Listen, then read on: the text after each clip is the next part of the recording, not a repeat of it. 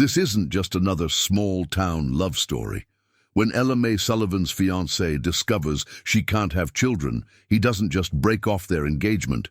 He humiliates her in front of their entire church congregation. In Cedar Valley, Texas, where family legacy is everything, being labeled barren is worse than being branded with a scarlet letter. But Ella's about to learn that fate has a way of turning the tables.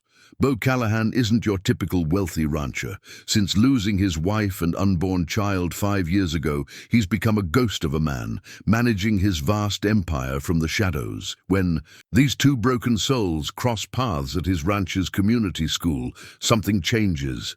The town thinks they know how this story ends after all. What can two people marked by loss possibly offer each other? But they're about to witness how love rewrites the rules of family. Before we jump back in, tell us where you're tuning in from. And if this story touches you, make sure you're subscribed, because tomorrow I've saved something extra special for you. The church bulletin lay crumpled on the vestibule floor, its crisp type marred by hasty red ink. Sullivan Matthews' wedding celebration now bore an angry slash through it, like a wound bleeding across the page. It would be the first of many wounds Ella Mae Sullivan would endure that Sunday morning. She stood at the altar in her cream-colored dress, not white, because James had insisted it wouldn't be proper for a schoolteacher to wear pure white. The morning light filtered through stained glass, painting her face in kaleidoscope colors that masked her growing paleness. Pastor Roberts had just asked if anyone knew of any reason why these two shouldn't be joined in holy matrimony. She never expected James would be the one to speak. "I can't do this." His voice cracked like thin ice over deep water. "I'm sorry, Ella Mae, but I can't marry you." The collective intake of breath from the congregation seemed to suck all the air from the church. Ella's fingers tightened around her bouquet of Texas wildflowers, the stems crushing beneath her grip. "James?" The question barely escaped her lips. He turned to face her, but his eyes wouldn't meet hers. "I saw the medical papers in your desk drawer yesterday, when I was helping. You grade those final tests." His voice grew stronger, self-righteous.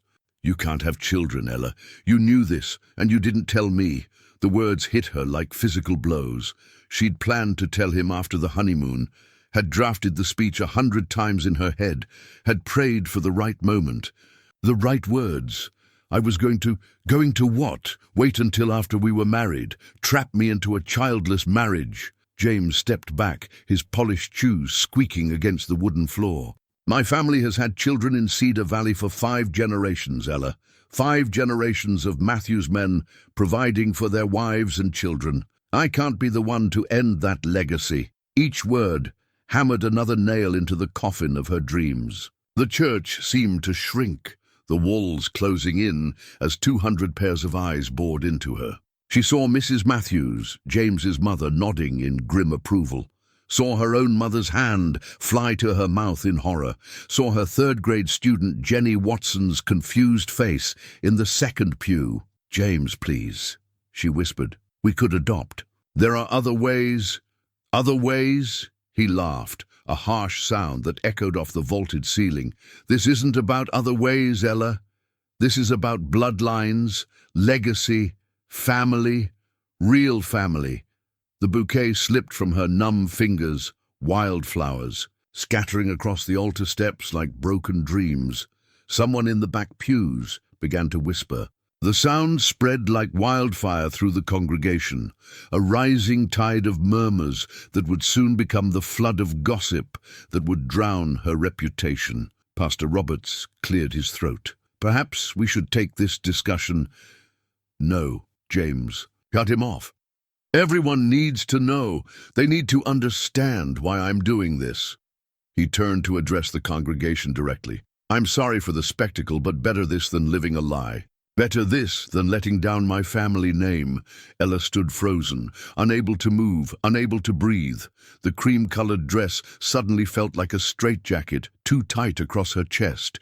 The church spun around her, faces blurring into a kaleidoscope of judgment and pity. Then Sarah Connor, her best friend since 3rd grade, was beside her.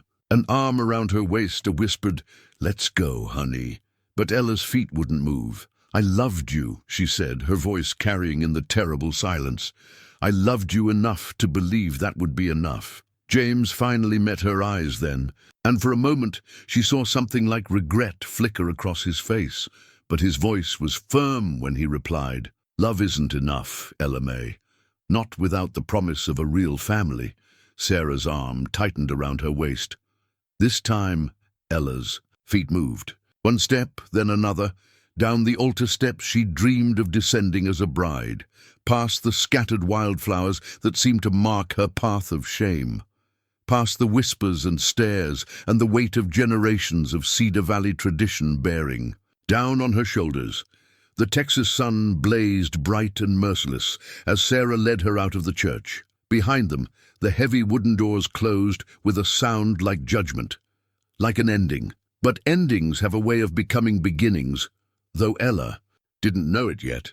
Somewhere across town, a man named Beau Callahan was sitting in his empty ranch house, reading the same church bulletin, unaware that fate was about to give them both a second chance at what they'd lost. The sympathy cards arrived like fallen leaves after a storm, piling up on Ella's front porch.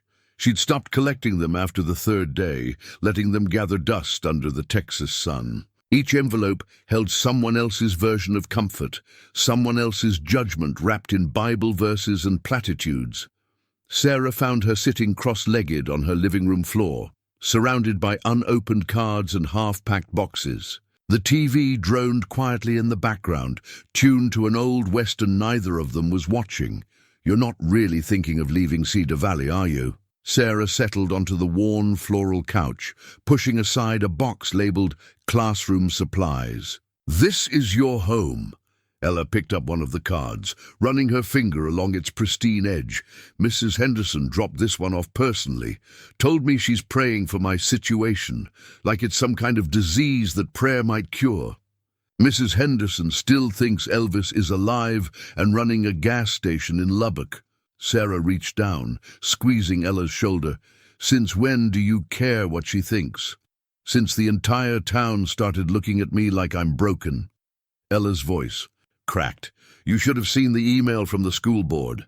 All concerns about maintaining appropriate standards and setting proper examples.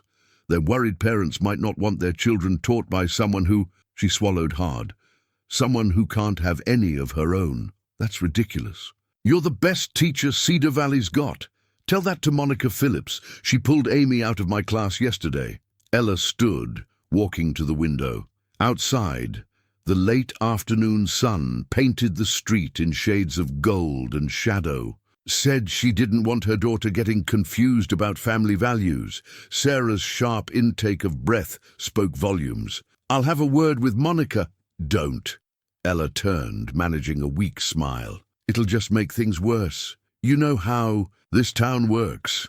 By next week they'll be saying I knew all along, that I tried to trap James, deceive him. That's why I didn't wear white. Did you hear that one? Mrs. Matthews is telling everyone it was a sign of my guilt. James Matthews is a coward who cares more about his family name than actual family." Sarah stood, her voice fierce. "And his mama's been bitter since her prize roses lost to mine at the county fair 3 years running." The attempt at humor fell flat. Ella picked up a framed photo from one of the boxes, her class from last year, all gap-toothed smiles and summer dreams. "Maybe they're right. What business does someone like me have teaching children when I can't—" Her voice caught. "Stop it." Sarah crossed the room, taking the photo from Ella's trembling hands. "Being a mother and being a teacher aren't the same thing. You're amazing with those kids because you see them, really see them. That's got nothing to do with whether or not you can have children of your own." A knock at the door made them both jump. Ella wiped hastily at her eyes. If that's another sympathy card. But when Sarah opened the door, there was only Mrs. Rodriguez from next door holding a covered casserole dish. "Brought you some dinner, mijita," she said, pushing past. "Sarah, you're too skinny already, and sorrow's no excuse for not eating." The smell of green chili chicken filled the room as Mrs. Rodriguez set the dish on the coffee table. She looked at the scattered cards and boxes, clicking her tongue. "What's all this? You're not going anywhere." "I'm just considering my options," Ella said carefully. "Options?" Mrs. Rodriguez planted her hands on her ample hips. "Let me tell you about options. When my Eduardo and I couldn't have children, everyone had opinions. His mama wanted him to leave me. The priest suggested we weren't praying hard enough." She smiled, the wrinkles around her eyes deepening. "Know what we did? We loved each other anyway, built a life anyway, and now we have more grandchildren than we can count, all adopted, all ours." Ella blinked. "I didn't know." "Course you didn't. It was before your time. But that's my point, mijita. Today's scandal is tomorrow's old news, unless you run away. Then it becomes legend." The older woman's words hung in the air, heavy with wisdom and chili spice. Ella looked at the boxes surrounding her, suddenly seeing them for what they were, not an escape, but a surrender. "I don't know how to face them," she whispered. The whispers, the stares. "One day at a time," Mrs. Rodriguez said firmly. "And you eat. Everything looks better with a full stomach." As if on cue, Sarah began clearing space on the coffee table. "She's right. We'll eat, and then we'll make a plan. A real one. That doesn't involve running away." Ella looked between these two women, her best friend and her neighbor, and felt something shift inside her. Not healing, not yet, but maybe the beginning of it. The cards could stay unopened, the boxes could wait. And tomorrow, well, tomorrow, she'd find out what kind of strength she really had. What she didn't know was that, across town, another soul was about to offer her a different kind of option altogether. One that would change everything. The old brass school bell sat tarnished, but proud on the weathered desk, its surface etched with decades of history. Ella ran her fingers over the worn metal, tracing the inscription. Callahan Ranch School, Eston, 1923. The morning sun streamed through tall windows, illuminating dust motes that danced in the empty classroom. "My grandmother used to ring that. A bell every morning," a deep voice said from the doorway. You could hear it clear across the valley. Ella turned to find a tall man filling the doorframe, his broad shoulders silhouetted against the morning light. Beau Callahan looked nothing like the gossip described him. The town painted him as a tragic recluse, a wealthy ghost haunting his sprawling ranch. But the man before her was solid, present, weathered by life, but not broken by it. "Mr. Callahan." She straightened, smoothing her skirt with suddenly nervous hands. "I wasn't expecting—" "Call me Beau." He stepped into the room, boots quiet against the hardwood floor. "Everyone does, except the bank manager and my mother." A slight smile touched his face, softening the lines around his eyes. "Though she only uses Mr. Callahan when she's particularly disappointed in me." The attempt at humor caught her off guard. She'd prepared herself for pity, for awkward references to her situation. Instead, he moved to the windows, looking out over the ranch grounds as if giving her space to collect herself. "It's a beautiful classroom," she offered, meaning it. The space was all natural light and rich wood, with built-in bookshelves lining one wall and large windows offering views of rolling pastures. "Hasn't been used in 5 years." He turned back to face her. "Not since—" He let the sentence hang, but Ella knew what filled that silence. Not since his wife died. Not since he'd closed the school that had served ranch families for generations. Why now? The question slipped out before she could stop it. Because things can't stay frozen forever. His eyes met hers, direct and clear. The ranch hands' children are getting older. They're driving 40 minutes each way to the county school. It's time to restart something that never should have stopped.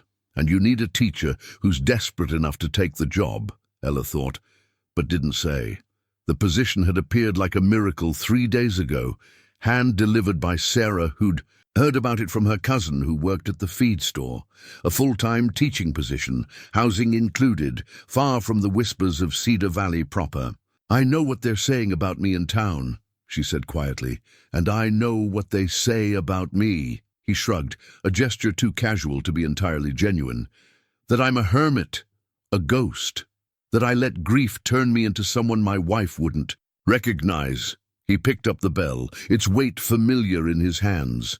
Maybe they're right. But I also know that sometimes the people this town gives up on are the ones who have the most to give.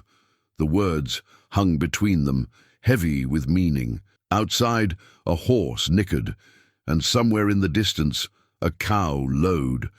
The ranch was alive, with morning sounds so different from the sterile silence of her empty classroom in town. "There are 12 children," he continued, setting the bell down carefully, ages 6 to 12.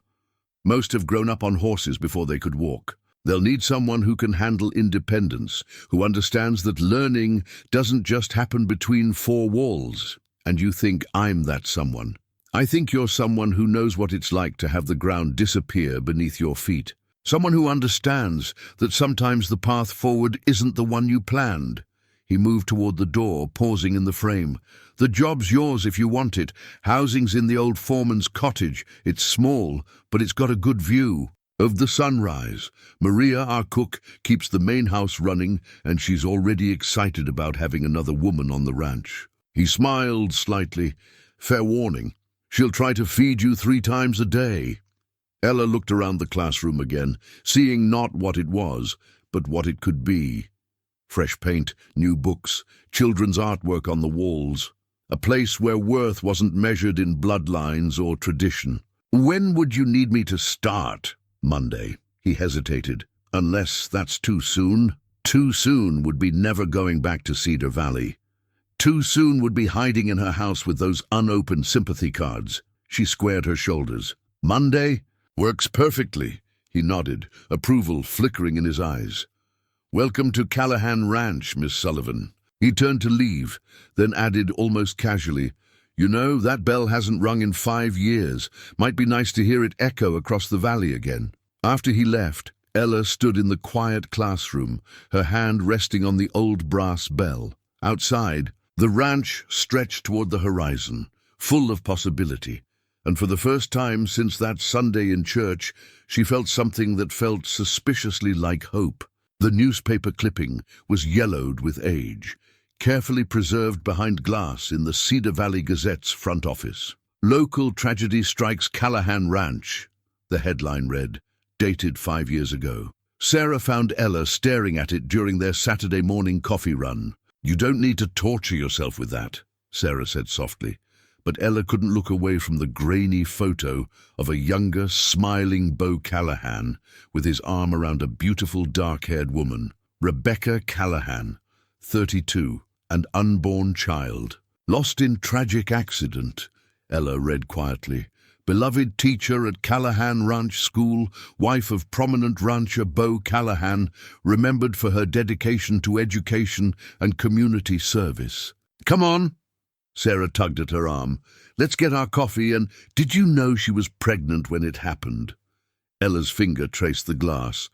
"Did you know she was also a teacher?" "Honey, this isn't helping anything." But it was. Somehow, it was. Because now she understood the weight in Beau's eyes when he looked at the empty classroom. Understood why he'd chosen her of all people to bring life back to that space. "Well, if it isn't our wayward schoolteacher," a familiar voice drawled. James's mother, Margaret Matthews, stood in the doorway of the Gazette office, her church. Clothes pristine despite the dusty morning. "Though I suppose you're not really ours anymore, are you?" Ella straightened her spine. "Good morning, Mrs. Matthews. Is it?" Margaret's smile was sharp as a rose thorn. "I heard the most interesting news at Bridge Club yesterday. Seems you found yourself a position out at Callahan Ranch." She adjusted her pearl necklace. "Rather quick work, wouldn't you say?" "The position was available. I was qualified." Ella felt Sarah tense beside her. "Oh, I'm sure you were." Margaret's voice dripped honey-coated venom. "Though some might wonder about the propriety of it all.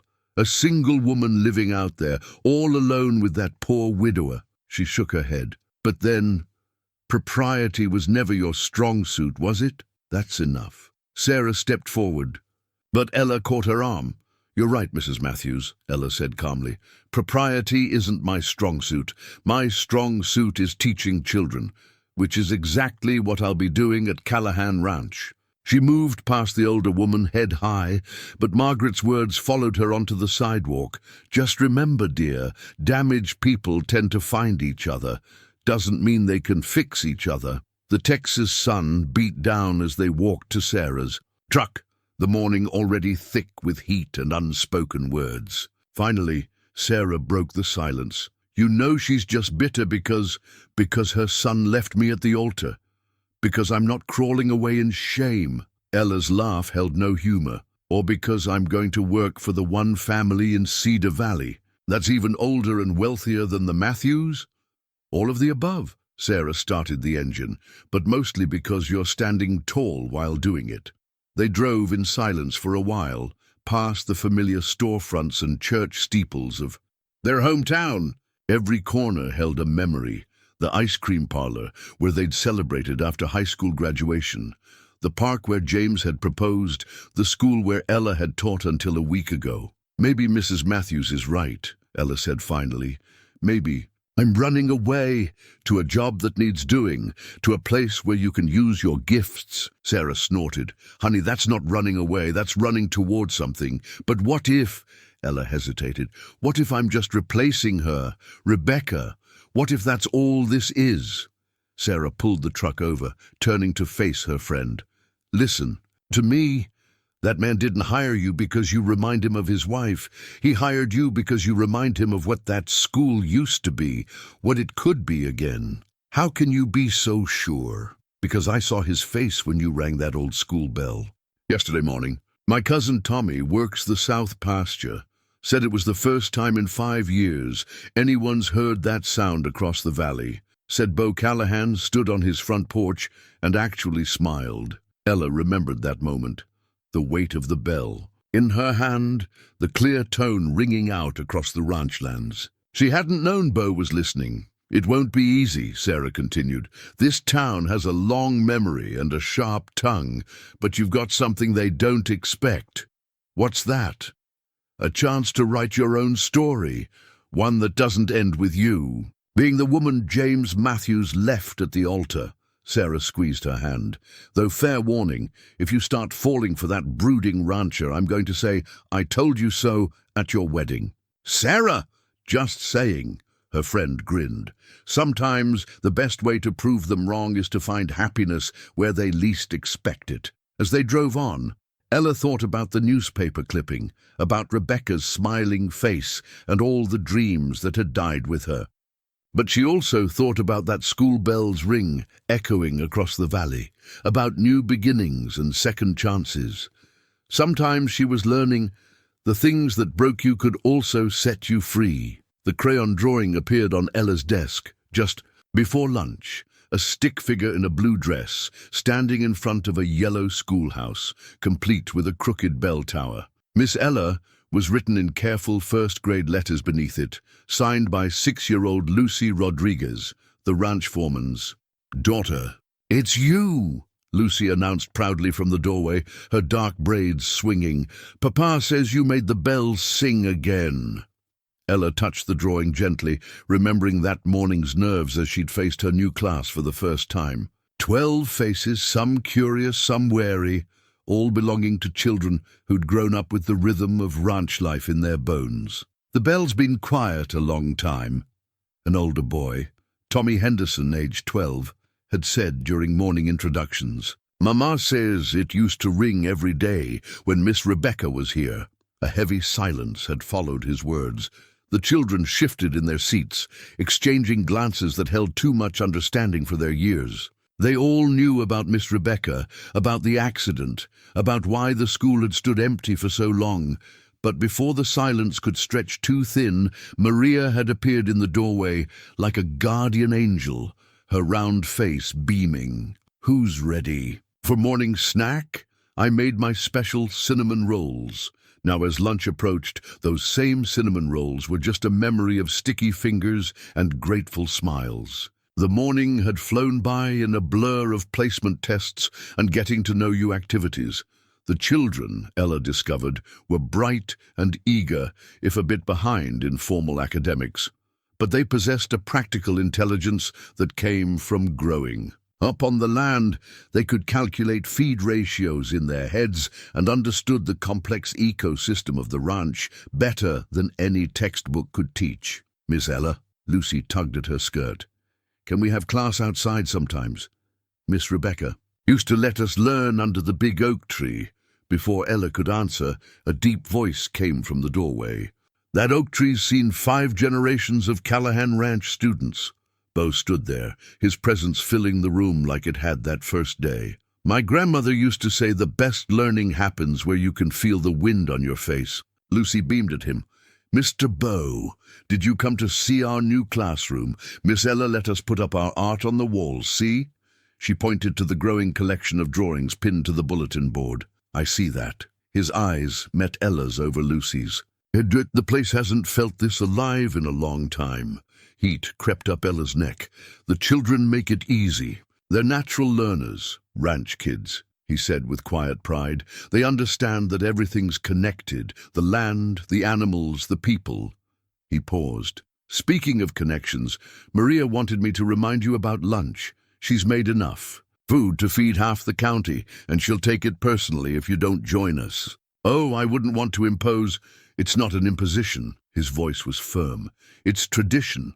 All the ranch hands eat together at the main house. Always have." Another pause. "Rebecca started it, actually. Said a shared meal was as important as any lesson in building community." The mention of his wife's name hung in the air, but without the weight of tragedy it usually carried. Instead, it felt like a bridge between past and present, an acknowledgement rather than a barrier. Lucy tugged at Ella's skirt again. "Maria made her special enchiladas.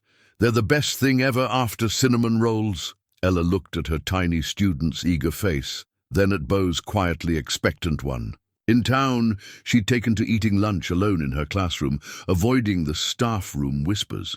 But this wasn't town, and these weren't the same judging eyes. "Well," she smiled, "I guess we shouldn't keep Maria waiting." As they walked to the main house, Lucy skipping ahead, Beau fell into step beside her.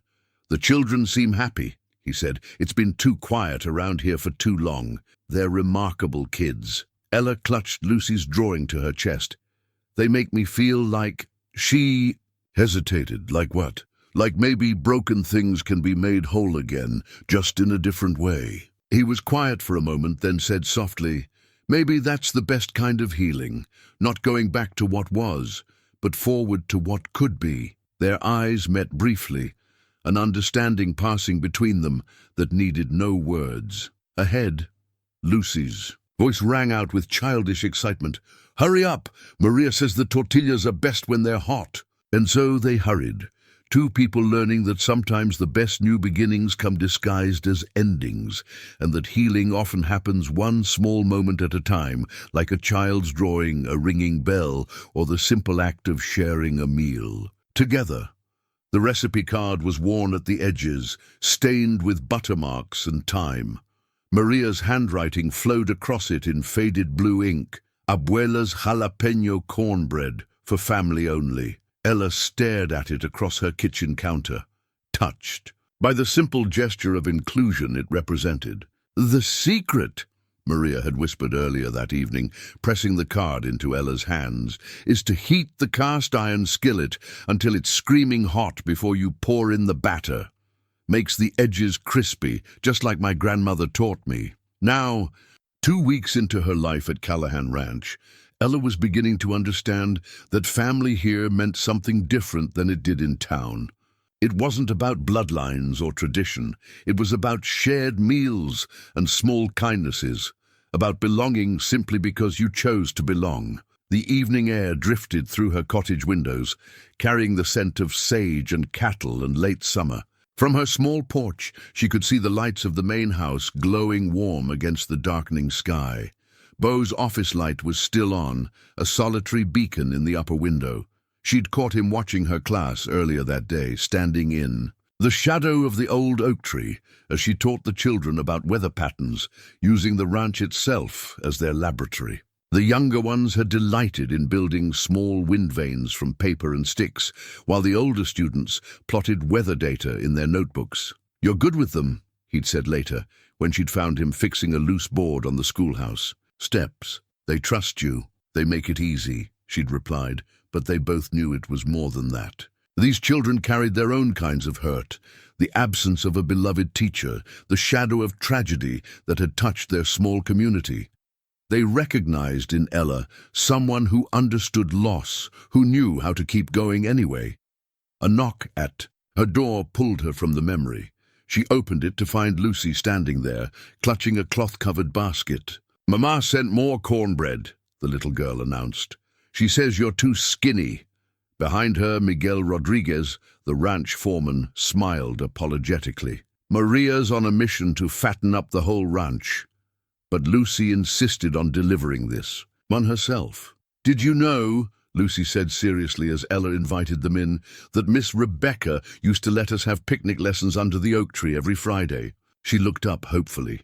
"Even when it was cold, we'd bring blankets and hot chocolate." Miguel started to shush her, but Ella knelt down to Lucy's level. "That sounds like a wonderful tradition. Maybe we could start it up again." Lucy's face lit up. "Really? And can we invite Mr. Beau? He never comes outside much anymore, but Mama says he needs more sun on his face." "Lucy," Miguel warned gently, but there was something like approval in his eyes when he looked at Ella. "We'll see," Ella said diplomatically, though her heart twisted. At the child's innocent observation, she'd noticed how Beau seemed to orbit the edges of ranch life, present but never quite participating. Like her, he was learning how to exist in a world that had shifted beneath his feet.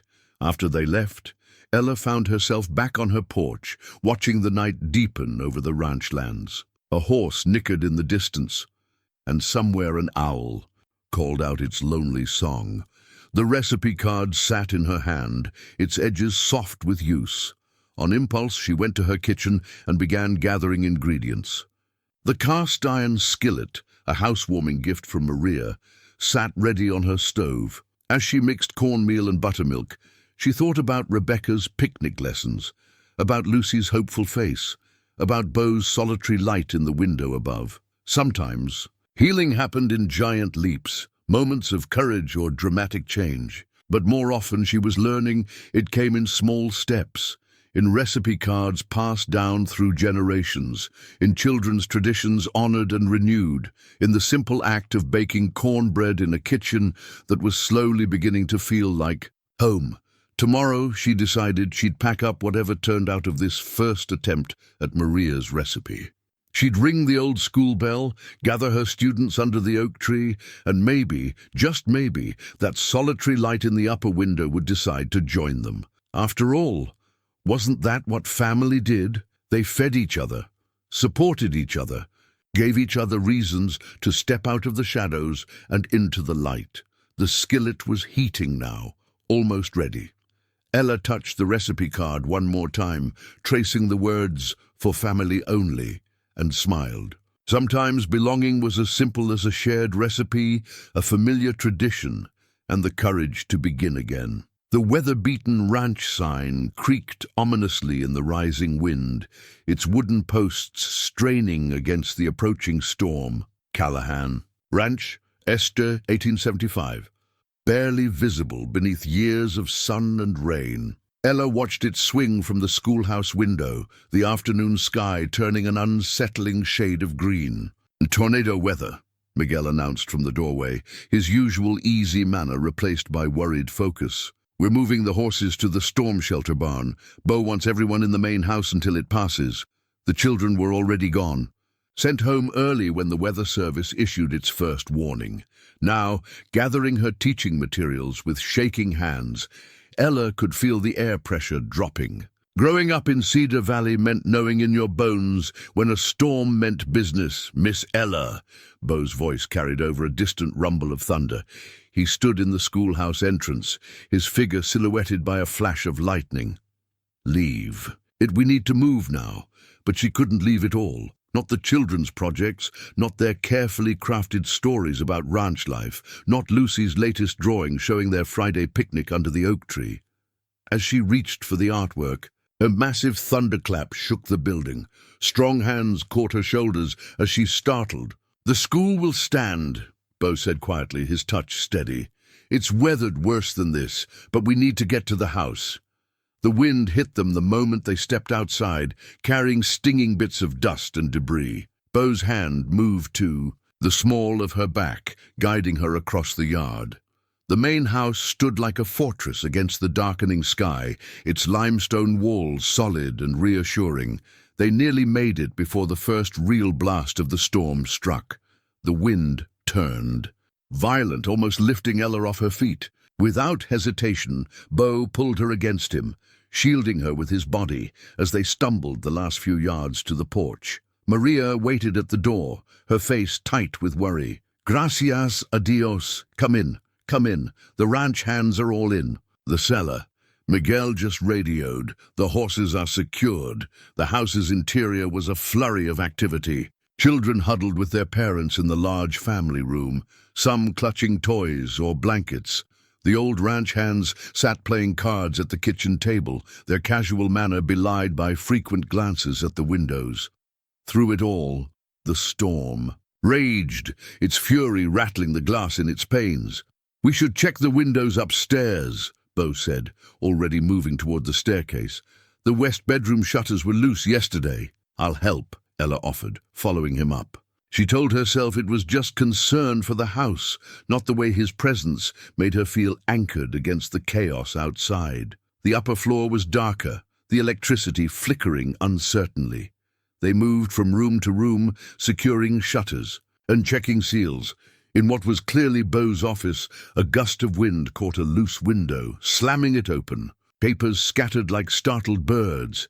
They lunged for the window together, shoulders brushing as they fought against the wind. For a moment, they were pressed close, hands overlapping on the window frame. Ella could feel the warmth of him even. Through the storm's chill, could smell the leather and sage scent that seemed to follow him everywhere. "I got it," he said roughly, but neither of them moved immediately. In the strange stormlight, his face was all shadows and angles, his eyes intense as they met hers. A crash of thunder broke the moment.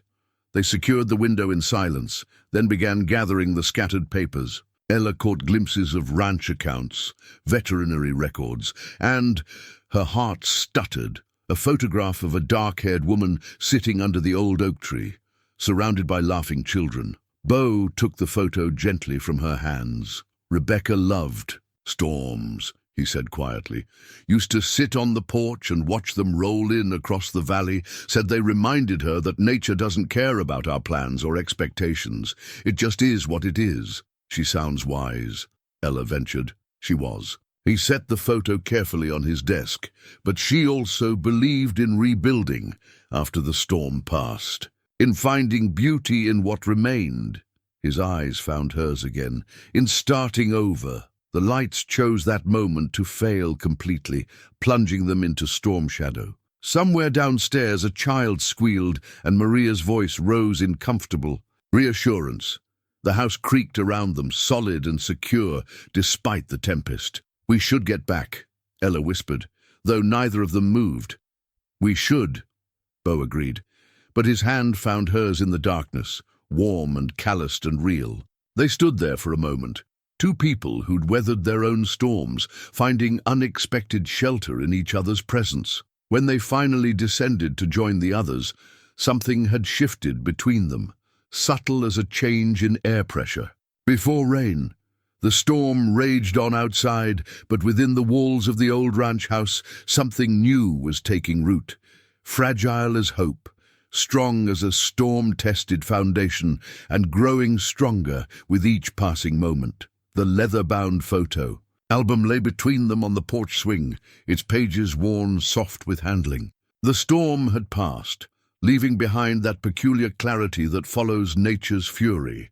Air scrubbed clean, stars piercing bright, and truth rising easier to the surface. "I found it while checking for storm damage in the attic," Beau explained, his voice low in the evening quiet. "Haven't looked at it since." He trailed off, fingers hovering over the cover. Ella sat beside him, close enough to feel the warmth of him, far enough to give him space with his memories. The porch lights cast soft shadows, and somewhere in the distance, nightbirds called to each other across the freshly washed darkness. He opened the album. The first photo showed a younger Rebecca, dark hair streaming in the wind, sitting astride a paint horse. Her smile was infectious, her joy palpable even through the years. "That's the day I met her," Beau said. "She'd come to interview for the teaching position, showed up on her own horse, said any ranch schoolteacher ought to know how to ride." A smile touched his lips. "Should have known right then she'd change everything." Ella watched his face as he turned the pages. Photos of Rebecca with her students, at ranch gatherings on their wedding day. "She was beautiful," Ella said softly. "She was alive." Beau's voice caught. Everything about her was so damn alive. Even at the end, when the doctors told us the pregnancy was risky, he swallowed hard. "She said some things were worth any risk." The weight of unsaid things hung between them. Finally, Ella gathered her courage. "My condition, it's called premature ovarian failure. The doctors discovered it during routine tests. Before the wedding, I'd always dreamed of having children, but—" She wrapped her arms around herself. "James didn't even let me explain about other options. Adoption, surrogacy, he just walked away." Beau finished, his voice hard, "because he cared more about bloodlines than love. His family's been in Cedar Valley for generations. The Matthews, name, the Matthews legacy." She tried to keep the bitterness from her voice. "I thought love would be enough. Stupid, really. No." Beau's hand found hers in the darkness, warm and sure. "Not stupid, brave. Believing in love is always brave." She looked down at their joined hands, then back at the album. A new photo caught her eye. Rebecca surrounded by children, but not in the schoolhouse. "Is that the Cedar Valley Children's Home?" She volunteered there every weekend. His thumb brushed across her knuckles. "She couldn't carry a baby to term. We'd lost 2 before." He took a shaky breath. "But she said family wasn't about what your body could or couldn't do. It was about who you chose to love." The revelation settled over Ella like a warm blanket. "You never told anyone in town. Wasn't their business. But when I heard what happened at your wedding—" He turned to face her fully. "I knew you'd understand these kids like she did, not as replacements for what you couldn't have, but as gifts in their own right." Tears pricked at Ella's eyes. "The town thinks you hired me out of pity. The town thinks a lot of things, most of them wrong." His free hand came up to brush a tear from her cheek. "I hired you because when you rang that school bell that first day, I saw the same light in your eyes that I used to see in hers. The same understanding that teaching isn't just about lessons in books. It's about showing children they matter exactly as they are." A sob caught in Ella's throat. "I'm not trying to replace her. I need you to know that. You couldn't if you tried." His voice was gentle. "Just like I'm not trying to be your second chance at a happily ever after. We're both too marked by life for fairy tales." "Then what is this?" She gestured between them, at their still joined hands, at the album that held one life's memories while another was tentatively beginning. "This is 2 people who've learned the hard way that love isn't about perfect conditions or meeting town expectations." His fingers tightened on hers.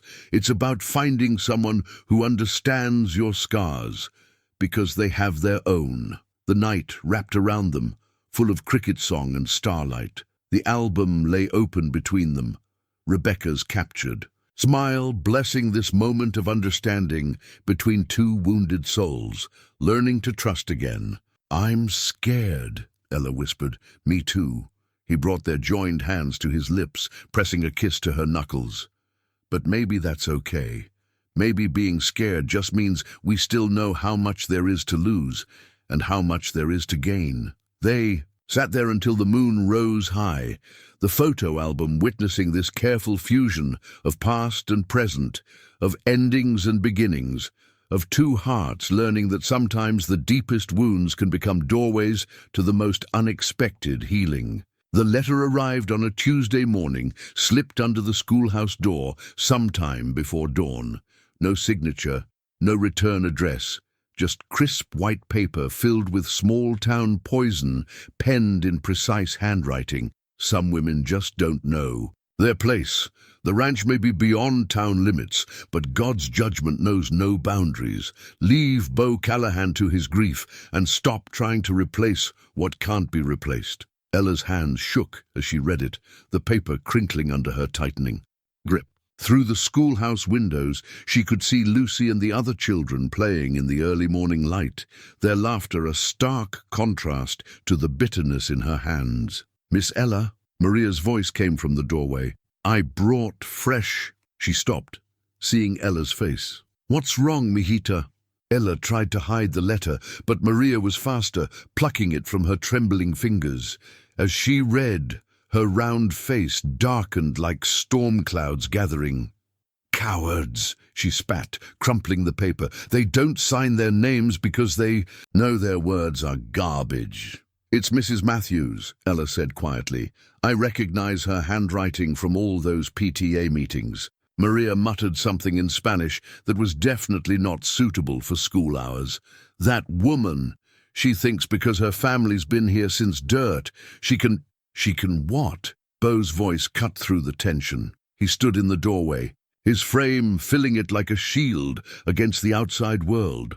One look at their faces, and he was crossing the room in long strides. "What happened?" Maria thrust the crumpled letter at him. As he read, his jaw tightened, and Ella saw a glimpse of the man the ranch hands called boss in their most serious moments. "I knew people were talking," Ella said, fighting to keep her voice steady. "At church on Sunday, the way they looked at us during the service. And yesterday at the grocery store, Mrs. Henderson made a point of telling me how dedicated Rebecca was to the ranch, how she'd never tried to change things. Because heaven forbid we let the school bell ring again, or have picnic lessons under the oak tree." Beau's voice was quiet, but carried an edge of steel. "They'd rather this place stay a mausoleum to what was lost? They think I'm trying to replace her." Ella's voice caught, that I'm somehow dishonoring her memory. "No, mijita." Maria took her hands. "They're scared because you're showing them there's more than one way to heal, more than one way to be a family." Maria's right. Beau moved closer, his presence solid and sure. "Rebecca, she'd be the first one to celebrate the school coming back to life, to celebrate you." The morning bell would ring soon, calling the children to class. Through the window, Ella could see them lining up, Lucy at the front with a handful of wildflowers. She'd probably picked on her way in. "I won't let them drive me away," she said, surprising herself with the strength in her voice. "Not from the school, not from—" She glanced at Beau, color rising in her cheeks. "Not from me?" He smiled slightly, but his eyes were serious. "Good, because I'm not letting you go anywhere." Maria made a satisfied sound. "Good. Now that's settled. I'll deal with Margaret Matthews myself. Nobody messes with my family." "Maria," Beau warned, but there was affection in his tone. "Don't worry, boss. I'll be subtle. Maybe I'll just happen to mention at the church bake sale how Rebecca told me once that her greatest hope was for the ranch school to live on, for someone to love it like she did." Maria's eyes twinkled. "And if I happen to mention this while standing next to Judy Henderson, who can't keep a secret to save her life?" Despite everything, Ella felt a laugh bubble up. This was what the letter writer didn't understand. Here on the ranch, family wasn't about replacing anyone. It was about making room for more love, more connections, more life. Beau's hand found the small of her back, warm and steadying. "You okay?" She looked up at him, at the concern in his eyes, at the way he'd positioned himself between her and the door, like he could shield her from the whole town's judgment. "Yeah," she said softly, "I'm okay." The school bell would ring soon. The children would file in with their books and their dreams and their simple acceptance of love in all its forms. And if the town couldn't understand that healing didn't mean forgetting, that love could grow in the spaces grief left behind, well, that was their loss. Because here, in this schoolhouse, under the wide Texas sky, something beautiful was growing. Something strong enough to weather any storm, signed letter or not. The blue ribbon trembled in Lucy's small hands as she stood on the makeshift stage, her science project about ranch ecosystem conservation drawing appreciative murmurs from the crowd gathered for the annual Callahan Ranch Fair. And my teacher, Miss Ella, helped me understand that everything on the ranch is connected, she announced proudly, just like we're all connected. Ella felt Beau's hand brush against hers as they stood at the edge of the crowd. The touch was brief but deliberate, like so many of their moments these past weeks, a quiet revolution of small gestures and shared glances that hadn't gone unnoticed by the townspeople who'd driven out for the fair. The ranch was transformed for the occasion. Strings of lights crisscrossed the gathering space between the main house and the schoolhouse. Booths displayed student projects alongside ranch crafts and Maria's legendary baking. The air smelled of barbecue and possibility, of autumn leaves. And change. She's got Rebecca's gift for public speaking, a voice cut through Ella's contentment. James Matthews stood a few feet away, his mother hovering at his shoulder like a well-dressed shadow. Though I suppose you've heard all about Rebecca's gifts by now. Ella felt Beau tense beside her, but she touched his arm gently. Yes, James, I have. She was a remarkable teacher who believed every child deserved to shine. She smiled at Lucy, who was now explaining her project to the county superintendent. Some legacies are meant to be honored by continuing them, not freezing them in time. Margaret. Matthew's lips thinned. How convenient for you. Though one might question the propriety of... One might question a lot of things, Margaret. Maria appeared like an avenging angel, bearing a tray of her blue ribbon cornbread. Like why some folks can't recognize a blessing when they see it. Rebecca told me herself, remember, how she prayed the school would find someone with the heart to bring it back to life when she was gone. Margaret's face flushed. I don't recall. No. Must have been when we were planning that last Christmas pageant. You remember, the one where Rebecca said family was about love, not bloodlines. Maria's innocent expression could have won its own blue ribbon. Here, have some cornbread. It's Rebecca's recipe, though Ella's added her own special touch.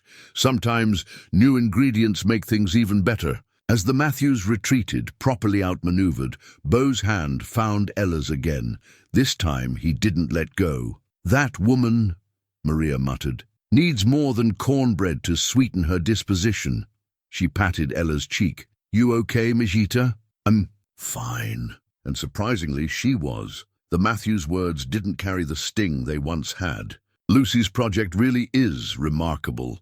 Thanks to her teacher, Beau said quietly. The pride in his voice made her breath catch. The evening deepened around them, stars appearing above the string lights. Children darted between hay bales and craft.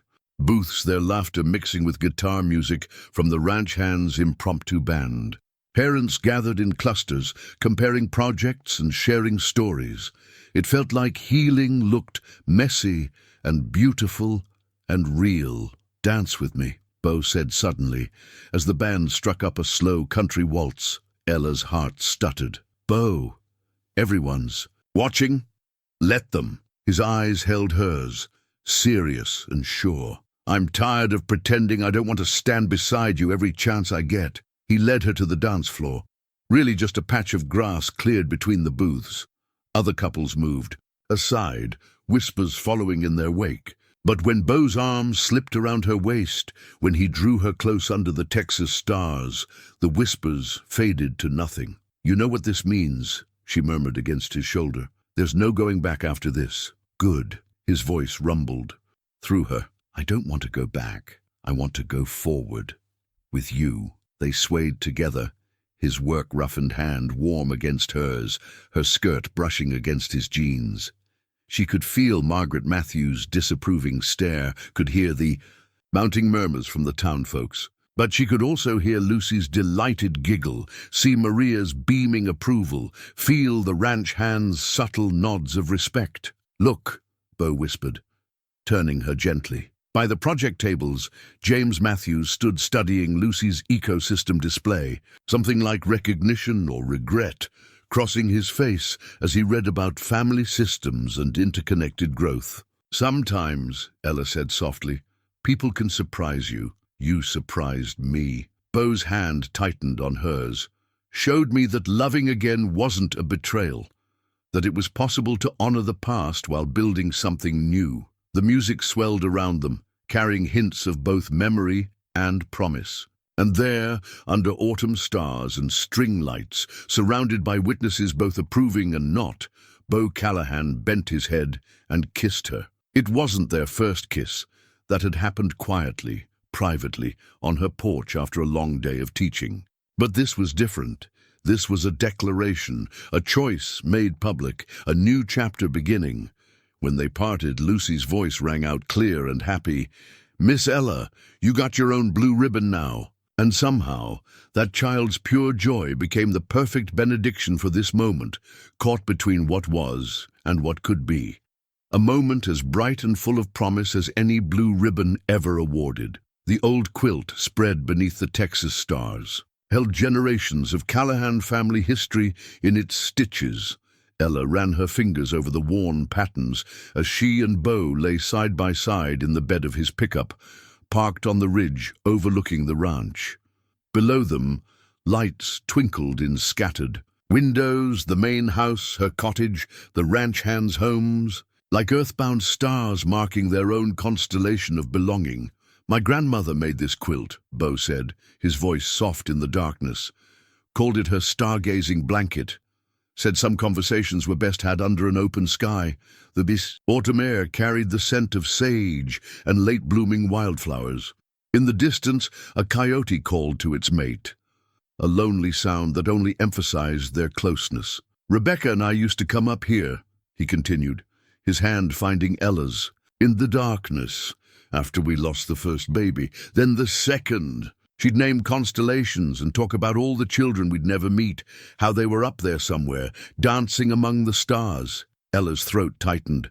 "Beau, we don't have to. No, I want to." He turned on his side to face her, his features silvered by starlight, "because she also told me something else. She made me promise that if anything happened to her, I wouldn't let grief become my only companion.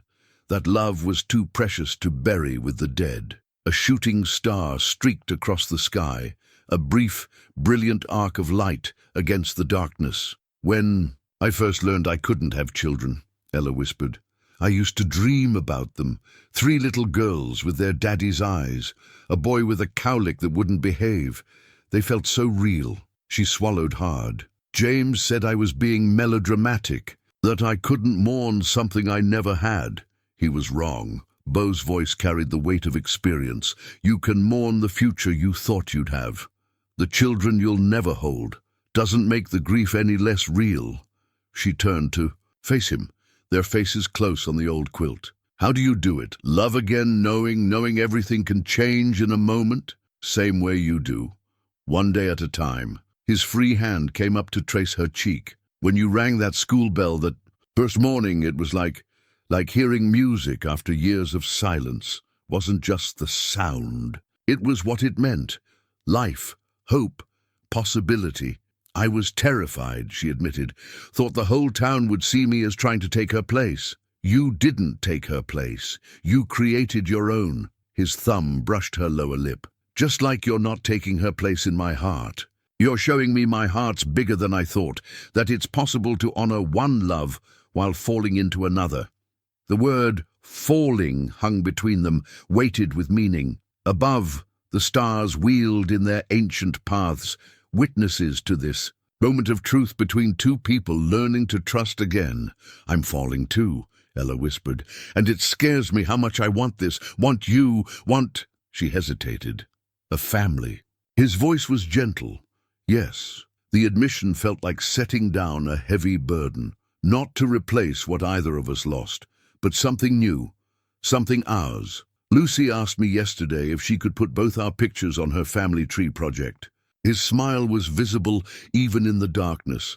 Said she figured since we loved each other, we were kind of like her school parents anyway. Tears pricked at Ella's eyes. "That girl has the wisdom of angels." Beau's hand curved around her neck, drawing her closer. "And she's right. Family isn't just about blood or birth. It's about choice. about loving what's right in front of you with your whole heart. When he kissed her this time, it was different from their dance floor declaration. That had been a public statement of intent.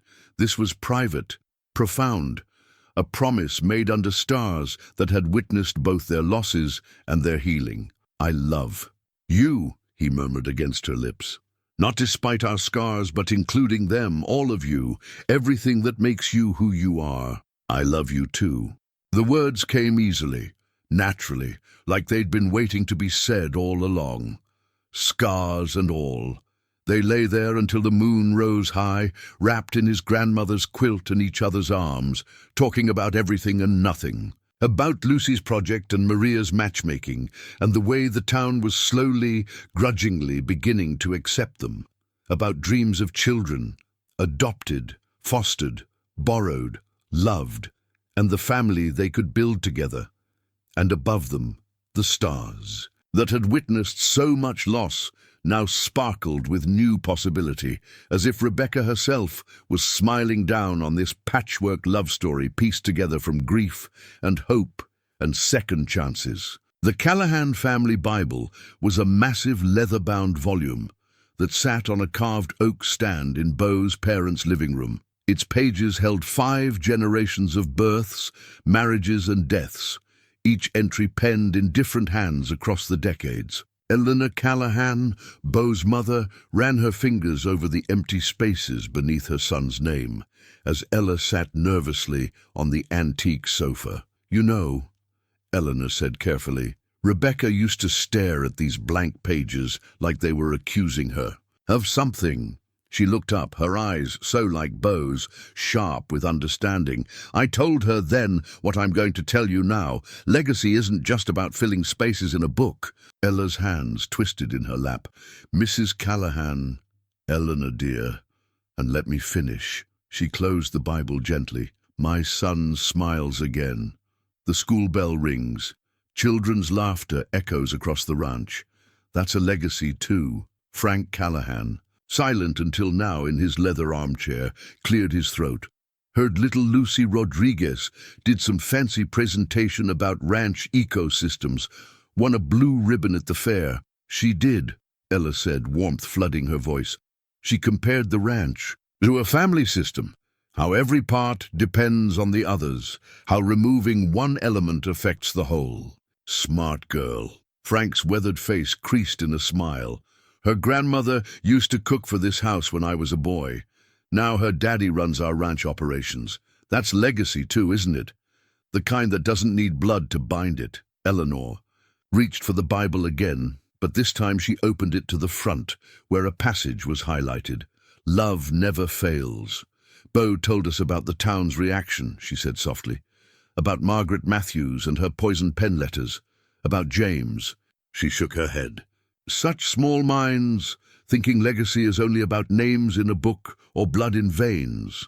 "I can't give him children," Ella whispered, the words still painful despite their truth. "No," Eleanor agreed, "but you've already given him something just as precious. Hope, joy, a reason to look forward instead of back." She paused. "And there are other ways to build a family, as I suspect you both know." Ella's head snapped up. "He told you about the adoption agency meeting next week. He didn't have to. I saw the papers in his office when I was dropping off mending." Eleanor's eyes twinkled. "I may be old, but I'm not blind. Nor am I as traditional as some might think. But the Callahan name will go on just fine," Frank interrupted. "Through love and choice instead of just birth. Seems fitting, really. This ranch was built on choosing family. Every hand who works here, every child who learns in that schoolhouse, they're all part of the Callahan legacy." The sound of boots on the porch interrupted them. Beau appeared in the doorway, his face questioning as he took in the scene. "Everything okay here?" "Just fine," Eleanor said, standing. "Your father and I were just telling Ella about how legacy works in this family." She walked to a cabinet and pulled out a small, wrapped package. And giving her this, the package was heavy in Ella's hands. She unwrapped it carefully to find a smaller, leather-bound book. Opening it, she found blank pages, but with a familiar format. It's a companion to the family Bible, Eleanor explained, for recording the other kinds of legacies, the children who might come to you through different paths, the lives touched, the love shared. She squeezed Ella's hands. Rebecca started it, actually. There's an entry about every child she taught. We thought you might like to continue it. Tears blurred Ella's vision as she read Rebecca's flowing script. Legacy is not in the blood, but in the love we choose to give. Every child who passes through this ranch carries a piece of our heart forward. Beau's hand came to rest on her shoulder, warm and steady. Told you my parents weren't quite what the town thinks. They are. They're exactly what families should be, Ella managed, looking up at Eleanor and Frank's kind faces. People who understand that love doesn't follow rules. It makes its own. Well said, dear. Eleanor's eyes were suspiciously bright. Now, who's hungry? I made Rebecca's apple pie recipe, though I suspect you've already had Maria's version. That woman, she chuckled, has been feeding this family's soul for 3 generations. As they moved toward the kitchen, Ella clutched the new legacy book to her chest. Behind her, the family Bible sat open, its blank spaces no longer looking like accusations, but like possibilities. Clean pages waiting for new stories of love and belonging to be written. The plastic hospital bracelet read, Martinez Diego, age 8, its stark white surface reflecting the harsh fluorescent lights of the emergency room waiting area. Ella twisted it in her hands, the events of the afternoon playing on repeat in her mind. Diego's sudden collapse during their science lesson, his face pale and still against the schoolhouse floor, the terrible moment when she couldn't find a pulse. You did everything right, Beau's voice came from beside her, steady and sure. The doctor said your CPR saved his life. But Ella couldn't stop seeing it. The way Diego had stumbled during his presentation about ranch wildlife, how his small body had crumpled like a puppet with cut strings. She'd moved on instinct, years of mandatory teacher first aid training kicking in while Lucy ran for help and the other children huddled together in frightened silence. His heart, she whispered. 8 years old and his heart just a congenital defect they didn't know about. Beau's arm tightened around her shoulders. But they know now. They can treat it. Because you noticed something was wrong even before he collapsed. Because you didn't wait to call 911 when he said he felt dizzy. Down the hall, Rosa Martinez paced outside her son's room, her ranch hand husband Tony holding her as she prayed. In rapid Spanish, Maria sat nearby, a steady presence offering coffee and comfort. The ranch community had mobilized instantly, other hands covering Tony's duties, parents picking up the rest of the students, someone thinking to grab Diego's favorite Cowboy's cap from his desk. Miss Ella? Lucy's small voice drew their attention. She stood in the waiting room doorway, clutching a handmade card. The other kids and me, we made this for Diego. Her bottom lip trembled. Is he gonna be okay? Ella opened her arms, and Lucy came running, burrowing into her embrace. The doctors are taking very good care of him, sweetheart. They're going to help his heart get stronger. Like how you helped his heart keep beating. Lucy looked up, her eyes wide. Papa said you were a hero. Said you knew exactly what to do, just like when Miss Rebecca helped Tommy Henderson after he fell off his horse that time. Beau's breath caught audibly. Ella felt his hand tremble where it rested against her back. I remember that day, he said softly. Rebecca kept him calm and still until the ambulance came. Turned out he had a spinal fracture. Doctor said if she'd let him move. He swallowed hard. Some things don't change. This school, these children, they've always drawn the kind of teachers who see it as more than just a job. Mr. Beau. Lucy's voice was small. Is it okay that sometimes Miss Ella reminds me of Miss Rebecca? Not the same, but like how Mama says stars are all different, but they all help light up the dark. Ella felt tears spring to her eyes, but Beau's voice was steady when he answered. That's exactly right, Lucy. And yes, it's absolutely okay. A commotion down the hall interrupted them. Diego's doctor emerged from his room, smiling. He's awake and asking for his teacher. Rosa. rushed to Ella, pulling her into a fierce embrace. "Me angel, the doctor said, he said if you hadn't—" She broke off, crying. "Go on," Beau whispered, gently disentangling Lucy.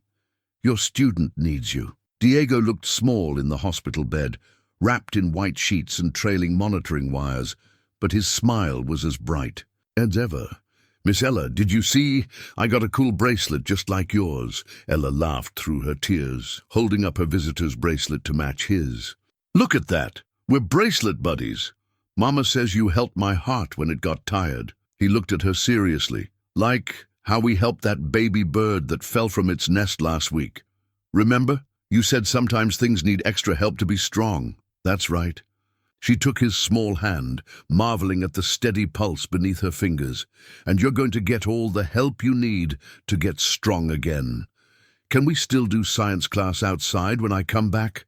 I didn't get to finish my presentation about the Hawk family living in the old oak tree." "You bet we can. That Hawk family isn't going anywhere." She squeezed his hand. "They're waiting for their favorite researcher to come back." Later, in the quiet of the hospital corridor, Beau found her staring out the window at the gathering dusk. Without a word, he wrapped his arms around her from behind, letting her lean back against his strength. "I was so scared," she whispered. "I know, but you didn't let the fear stop you. You did what needed doing." His lips brushed her temple.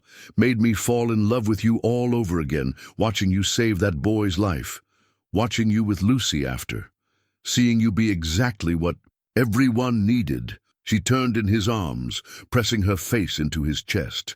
I think I finally understand what Rebecca meant in her legacy book, about every child carrying a piece of our heart forward." She looked up at him. "They really do, don't they? Whether they're ours by blood or choice or just because they come into our classroom one day and become part of our story." "Yeah," he said softly, holding her close as the hospital bustled. Around them and somewhere down the hall, a child's laugh rang out like hope. "Yeah, they really do." The adoption agency pamphlets spread across Ella's kitchen table like a roadmap to possibility. Building families through love. The journey to adoption, fostering hope. Their glossy surfaces caught the late afternoon light streaming through her cottage windows. Beau sat beside her, his reading glasses perched on his nose as he studied a form titled Home Study Preparation. "They want to know everything," he mused, flipping through pages. "Financial records, character references, why we want to adopt." He looked up at her. "You ready for this, for all of it?" Ella touched a photo in one of the brochures, a mixed group of children playing under a tree, their faces bright with laughter. It could have been her own students, could have been the scene under the old oak tree any day of the week. "I've been thinking about something Diego said in the hospital," she said slowly, "about helping things be strong. About how sometimes the strongest families are the ones we build on purpose, with love and intention. Like the ranch," Beau nodded. "Nobody here is connected just by blood, but it's family all the same." She reached for his hand. "When I was with James, having children was about continuing a bloodline, about living up to expectations. But with you," she squeezed his fingers, "with you, it's about love, about choice, about building something meaningful together." He brought their joined hands to his lips. "You know it won't be easy. The home study, the waiting, the scrutiny, especially in a small town like Cedar Valley. Let them scrutinize." Her voice was firm. "Let them see exactly what family can look like when it's built on love instead of obligation." She pulled out another pamphlet. "Look at this program. Sibling groups who need to stay together. Children who might get separated otherwise." Beau's eyes softened as he read. "Like Lucy and her cousins. 3 generations of Rodriguez children growing up together on the ranch because their grandparents believed family belongs together." "Exactly." Ella stood, moving to her window. The schoolhouse was visible from here, and beyond it the old oak tree, where so many of their important moments had happened. "I used to think my inability to have children was an ending, but what if it was just a different beginning? A way to create family that's bigger than biology?" She felt Beau's arms slide around her waist, his chin resting on her shoulder. You know what Rebecca wrote in that legacy book? Sometimes the families we choose are the ones we were meant to have all along. She was wise, your Rebecca. She was. His voice held no sadness now, only gentle remembrance, and she'd love this. Love seeing the school full of children again. Love knowing that her death didn't end the story. It just made room for new chapters to be written. Ella turned in his arms. Are you sure you're ready? To be a father, to... He silenced her with a kiss, soft and sure. I'm ready to build a family with you. Ready to open our hearts and home to children who need both. Ready to show Cedar Valley that love doesn't follow their narrow rules. A knock at the door interrupted them. Maria stood there, holding her infamous cast-iron skillet. I brought dinner, but... She looked at the pamphlets scattered across the table, her eyes filling with tears. Ay, mis amores, finally... Maria, Ella started. But the older woman was already putting down her skillet and gathering them both in a fierce embrace. I knew, she said firmly. I knew from the first day when you rang that school bell. Knew you would bring life back to this place, bring family back to this ranch. She pulled back, wiping her eyes. Now sit, eat. You'll need strength for all this paperwork, and nobody makes important decisions on an empty stomach. As they settled around Ella's small table, pushing aside pamphlets to make room for Maria's enchiladas, Ella felt a profound sense of rightness. This was family, Maria's loving interference, Beau's steady presence, the promise of children who would come to them not through birth, but through choice and love. First thing tomorrow, Beau said, passing her a plate. We'll call the agency, start the home study process. And I'll start planning how to turn that empty bedroom in the main house into a children's paradise, Maria added. Every child needs their own space to bloom. Ella looked between them. Her chosen family, her new beginning. Outside, the setting. Sun painted the ranch in shades of gold, and somewhere in the distance, a child's laughter carried on the evening breeze. It sounded like promise, like hope, like love choosing its own path home. The community petition lay unfolded on the town hall podium, pages of signatures supporting the Callahan Ranch School's official recognition as an accredited educational facility. Diego Martinez's mother had started it during his hospital stay, her fierce gratitude spurring her to action. Our children deserve a school where they're seen as family, she'd written, where teachers know CPR and ranch safety alongside reading and arithmetic. Now, facing the Cedar Valley School Board and what felt like half the town, Ella stood beside Beau, her hand clasped tightly in his.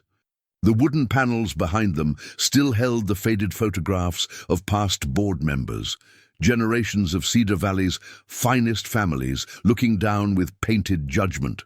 The question before us, Board President William Henderson drawled, is whether a private ranch school, operating outside traditional oversight, can provide adequate education for our community's children. Adequate.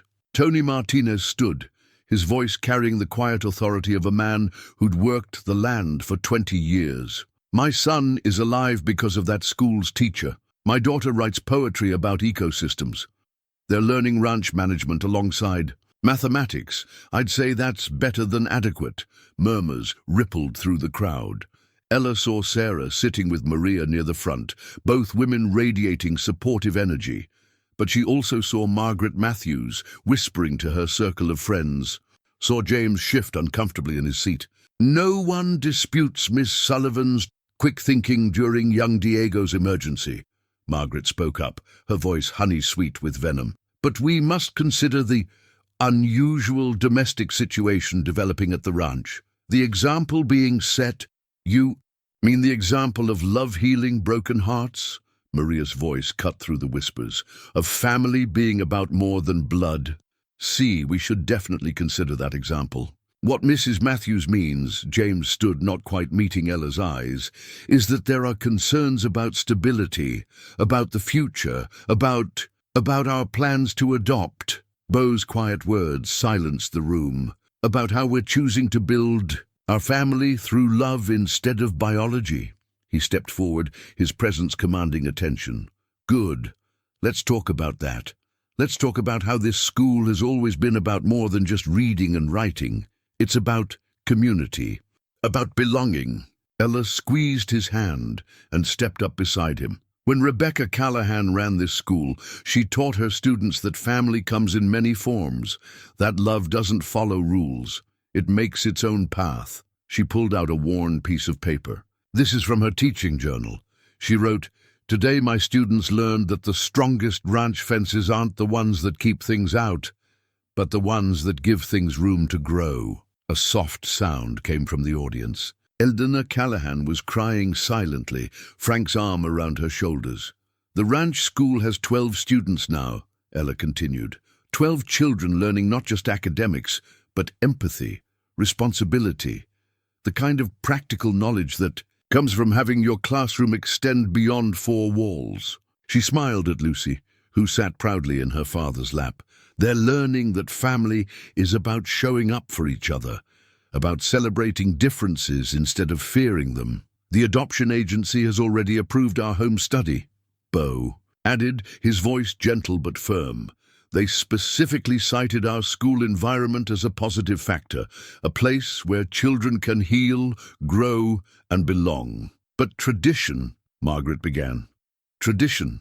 Diego's voice piped up from his seat, still pale but determined. "Miss Ella says tradition is just love that lasted, like how Mr. Beau's grandmother made quilts for stargazing, and now we use them for our astronomy lessons, or how Miss Rebecca started picnic lessons under the oak tree, and we still do that."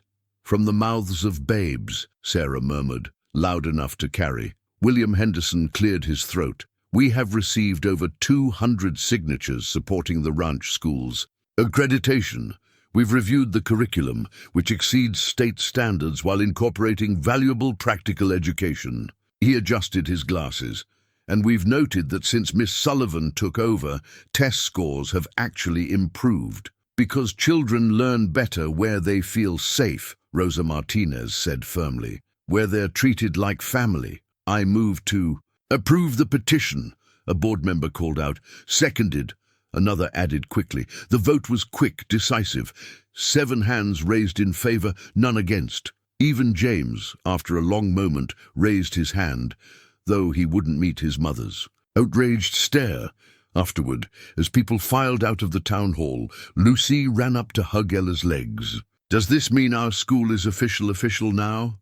And," she looked up hopefully, "does it mean you and Mr. Beau can start getting us some new brothers and sisters soon?" Ella knelt down to the little girl's level, aware of Beau's warm presence. Beside her, of Maria and Sarah's proud smiles, of the whole community watching this moment of truth. "Yes, sweetheart," she said, her voice clear and carrying. "It means exactly that, because family isn't about who you're born to.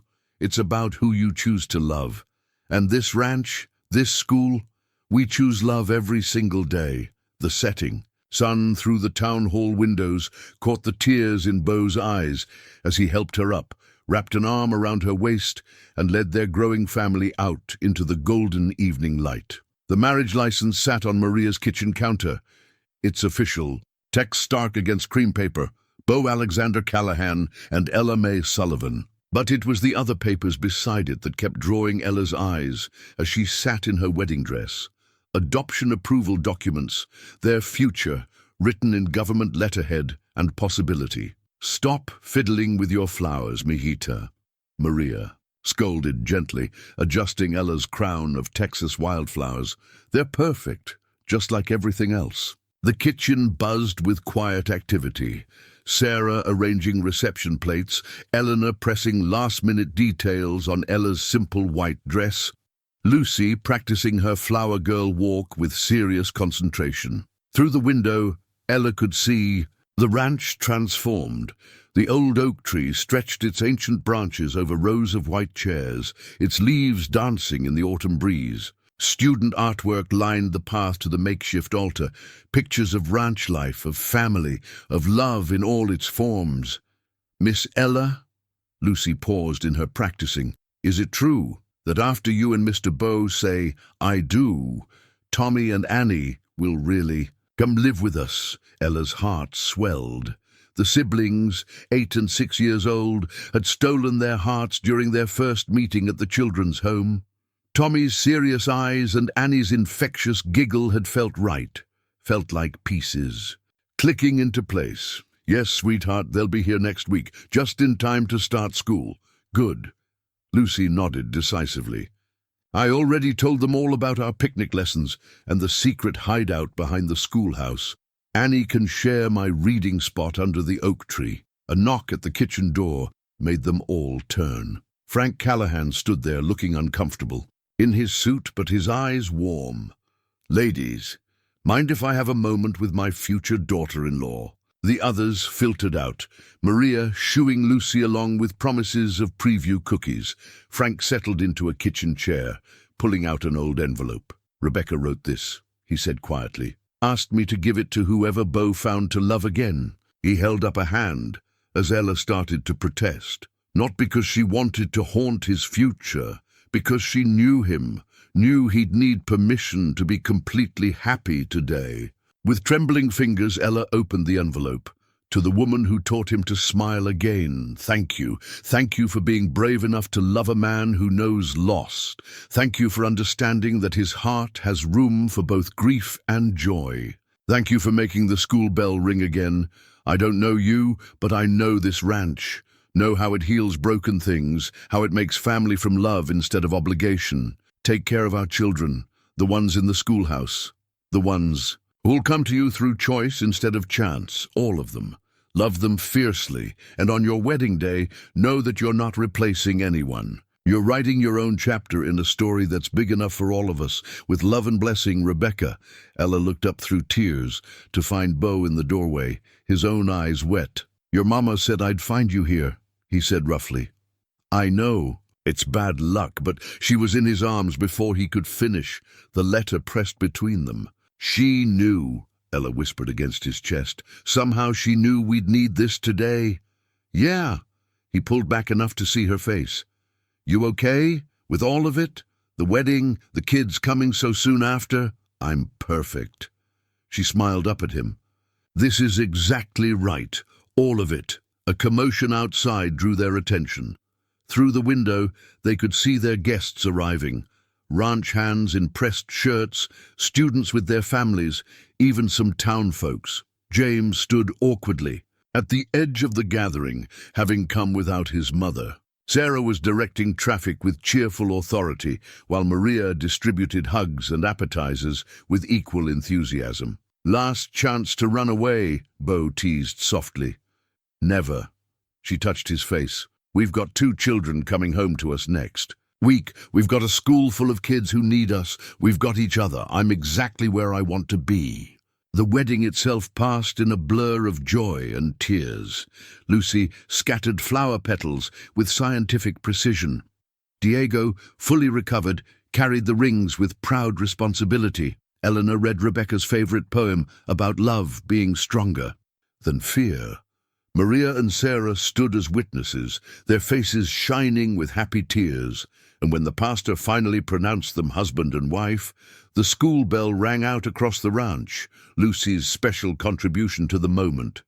Its clear tone carried across the valley, speaking of endings and beginnings, of love that makes its own rules, of family built choice by choice, heart by heart. Later, during their first dance, Beau held her close under the oak tree's spreading branches. "Happy?" he whispered. Ella looked around at their gathered family, blood and chosen, young and old, all connected by love that transcended traditional boundaries. She thought of Tommy and Annie, coming home to them in just a few days. Thought of Rebecca's blessing, of Lucy's welcomed conspiracies, of all the children who would find belonging in their classroom. "Beyond happy," she answered. "I'm home."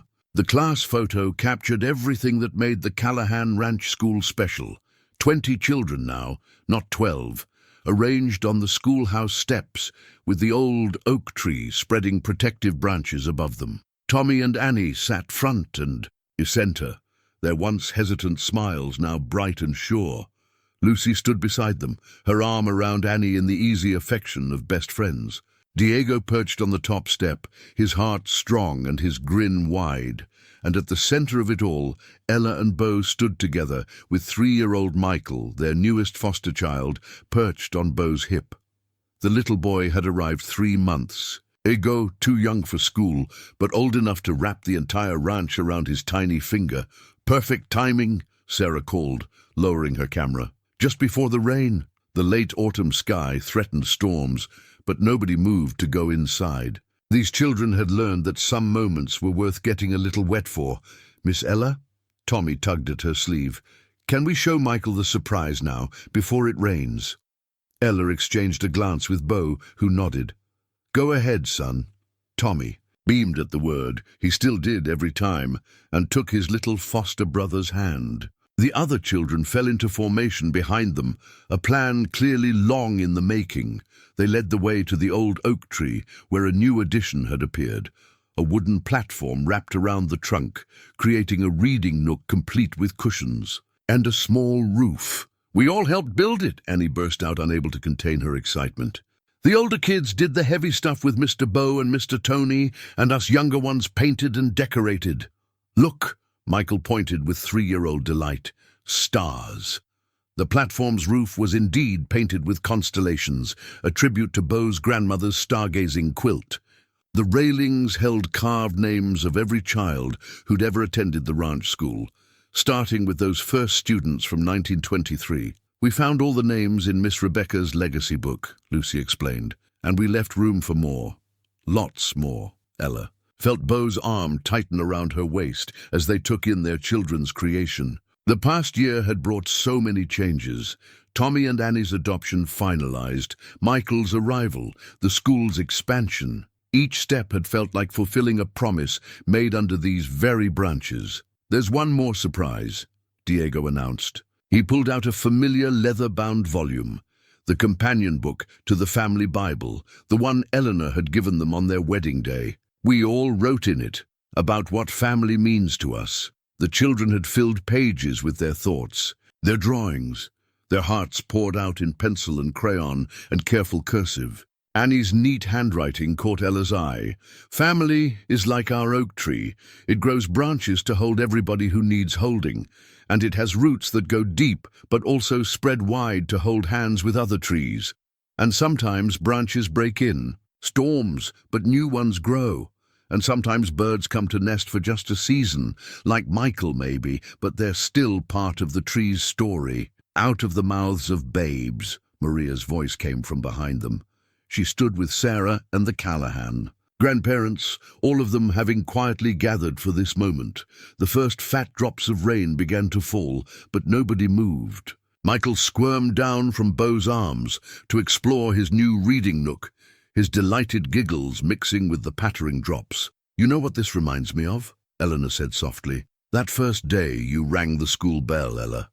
How it echoed across the valley like hope. Ring it now, Lucy pleaded, like we do every morning. Ella reached for the bell that hung by the schoolhouse door, the same bell that had called her home a year ago. Its clear tone rang out across the ranch, and carrying through the gentle rain. That sound, Beau murmured against her hair, will never get old. They stood together, watching their children splash in the rain, watching Michael explore his new perch under Tommy's protective eye, watching Annie and Lucy twirl with their faces turned to the sky. The oak tree sheltered them all. Its branches, wider than ever, its roots deep and sure. In town, they said the Callahan Ranch had changed, that it wasn't traditional anymore, wasn't proper. But looking at their gathered family, blood and chosen young and old, temporary and permanent, Ella knew they'd simply expanded the definition of tradition, made it big enough to hold all the love they had to give. Ready for more? Beau asked quietly, and she knew he wasn't just talking about the rain. Their social worker had called yesterday about twin 5-year-olds needing an emergency placement. The ranch house had room, the school had space, their hearts had endless capacity. Always, she answered, thinking of Rebecca's words from so long ago. Legacy isn't just about filling spaces in a book. It's about filling spaces in hearts. The rain fell soft and steady, blessing the oak tree, the children, the family they'd built choice by choice, and love by love. The school bell's echo lingered in the air like a promise kept, like a story continuing, like love writing its own rules about what makes a family whole.